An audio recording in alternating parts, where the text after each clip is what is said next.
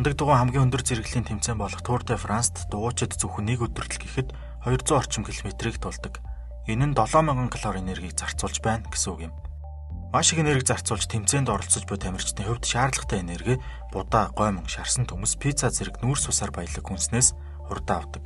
Харин нүүрс ус болон өөх тос багтай эсвэргээрээ уурга ихтэй хоол хүнсийг хоолны дэглэмийн үед хэрэглэдэг. Тэгвэл эдгээр бодисууд яг юу вэ? Нүүрс ус, уурга, өөх тос гэж юу вэ? Аливаа амьд организм 4 өөр төрлийн макромолекул байдаг бөгөөд үүний 3 нь уурга, нүүрс ус, липид бол үлдсэн нэг нь гений мэдээллийг өөртөө агуулдаг нуклеин хүчил юм. Уурга нь биологийн нэгдлүүдээс хамгийн чухал нь бөгөөд уурга гэдэг нэр нь анхны ач холбогдол гэсэн утгатай грекийн протез гэсэн үгнээс гаралтай. Уурга нь амин хүчил гэж нэрлэгддэг органик молекулуудаас тогтсон атрат утаслаг мэт бүтцтэй бодис юм. Амьд организмд ердөө 20 өөр амин хүчил байдаг ч гэсэн тэдгээр нь өөр өөр дараалалаар нэгдэж 3 хэмжээст өрмөц бүтцтэй олон төрлийн уургуудыг үүсгэдэг байна. Бүх амин хүчлүүдийн төвд нүүрс төрөгчийн атом байдаг бөгөөд нүүрс төрөгч нь нэг амин бүлэг, нэг карбоксил бүлэг, нэг ус төрөгчийн атом, мөн нэг радикал бүлэгтэй холбогдсон байдаг. Амин хүчлүүд хоорондоо радикал бүлгээр ялгаатай байдаг нь харагдаж байна. Уургууд нь өрмөц бүтцтэй учраас амьд организмд маш олон чухал олон төрлийн үүргийг гүйцэтгэх боломжтой байдаг. Нэгдүгээр бүтцийн үүрэг. Амьтны хувьд бүтцийн үүрэгтэй уурга нь арис, яс, үс, хумсны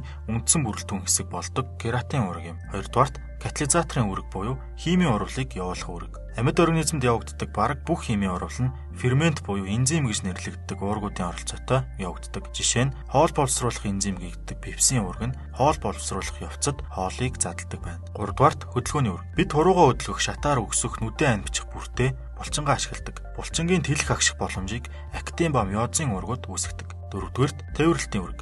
Олон тооны уурга нь тээвэрлэлтийн үүргийг гүйцэтгэдэг. Жишээлбэл цусан дах улаан эсэд агуулдаг уурга болох гемоглобин нь хүчил төрөгчийг биеийн эдэсэд хүргэдэг. 5-дугаарт гормоны үүрэг. Инсулин, эритробоетин, хүний өсөлтийн даавар зэрэг нь уурга юм. Инсулин уурга нь гормоны үүрэг гүйцэтгэж нэг төрлийн эсийг бусад төрлийн эсүүдтэй харилцах боломжийг олгодог. 6-дугаарт хамгаалтын үүрэг. Амьд бие рүү гадны биет орж ирэх үед түүнд агуулгадж буй уургийг амьд бие эсэргүүцэж байдаг. Энэхүү эсэргүүцэх үүрэгтэй уургийг эсрэг бие гэж нэрлэдэг ба эсрэг бие нь бие махбодыг өвчнөөс хамгаалдаг уурга юм. 7-дугаарт хадгалтын үүрэг. Зарим уурга нь шин бодисыг хадгалдаг. Жишээ нь өндгөндөх уурга нь шин төрсэн хөхтөн амтан болон шувуудын шин бичлэгийг хадгалдаг. Одоо нүүрс усны тухай үзцгээе. Нүүрс ус нь амьд организмын хувьд энергийн их усүр болдог. Нүүрс ус нь нүүрс төрөгч, ус төрөгч, хүчил төрөгчийн атомудаас бүрддэг бөгөөд ерөнхийдөө CH2O N хэлбэртэй байдаг. Нүүрс ус гэдэг нэршил нь карбохидрат буюу нүүрс төрөгч дуус гэсэн утгатай үг юм. Карбо гэдэг нь нүүрс төрөгч буюу карбон гэсэн үгний язгуур бол hydrate гэдэг үгээр химийн бодис дагуулгадах усыг нэрлэдэг. Гэхдээ нүүрс усны бүлгийн бодисуудын ихэнх нь чихэрлэг амттай тул ихэнхдээ сахар гэж нэрлэдэг. Латинаар сахарум гэдэг нь элсэн чихэр гэсэн утгатай үг юм. Нүүрс усыг бүтцийн хувьд энгийн ба нийлмэл гэж хоёр ангилдаг бол агуулгадах моносахаридын тооноос нь хамааруулан дараах байдлаар 4 ангилдаг. Энгийн бүтцтэй нүүрс усад моносахарид хамаарна. Глюкоз, фруктоз, галактоз гэх мэт. Харин моносахаридууд нийлснээр дисахарид, олигосахарид болон полисахаридыг үүсгэдэг. Бид орсон бүх төрлийн нүүрс ус буюу сахар нь жишээ нь гурил будаа, сүүс хүн бүтээгдэхүүн, чихэр жимс, төмөс хүнсний ногоон задарч энгийн моносахаридыг болох глюкоз болж улмаар цусаар зөөвөрлөгдөж бүх эс рүү очдог. Харин ургамал амьтдын энергийг хадгалах үндсэн бодис бодлого цардуул ба гликоген нь хоорондоо холбоотой глюкозын молекулуудаас бүрдсэн нийлмэл полисахарид юм. Харин целлулоз буюу эслэх нь ургамал дахь нийт нүүрс усны 3/2-ыг эзэлдэг. Эслэх нь ургамлын эсийн ханыг үүсгэж үндсэн их биеийг бүрдүүлж буй полимер нэгдэл юм. Тиймээс эслэх нь дэлхийд хамгийн илбэг байдаг органик нэгдэл юм. Нүүрс усны молекул томьёог хоёр төрлөөр бичиж болно. Жишээ нь хүнсэнд хэрэглэгддэг элсэн чихэр буюу сукрозын химийн молекулын томьёо нь C12H22 ÖV11 ба үүнийг C12H2O11 гэж нүүрс төрөгч болон усаар нь салган харуулж бичиж болно.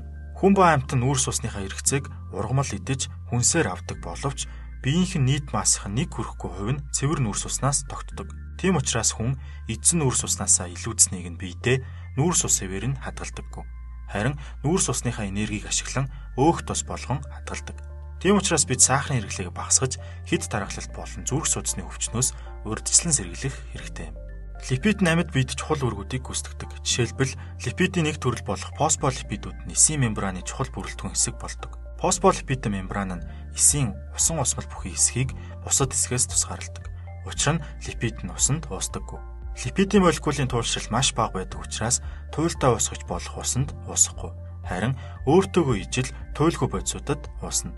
Туйлтай туйлгүй бодис гэдэг нь тухайн бодисын молекулд ковалент холбооных нь туйлшралыг илэрхийлсэн нэршил юм. Өөх тос нь липидийн хамгийн гол төрөл бөгөөд энгийн липид гэж нэрлэгддэг. Липидүүд нь нүүрс уснаас хамаагүй илүү их эрчим хүчийг хоригдлуулдаг.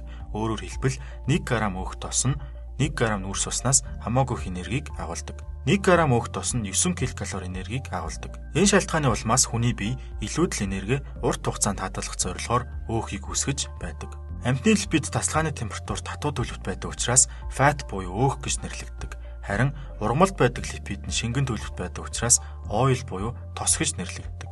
Жишээ нь бидний өдөр тутам хүнсэндээ эргэлдэг цөцгийн тос буюу маслал нь өөх гэдэг ангилалд орох хатуу липид юм. Энгийн липид болох өөх тос нь триглицерид гэж нэрлэгддэг органик молекулаас тогтдог.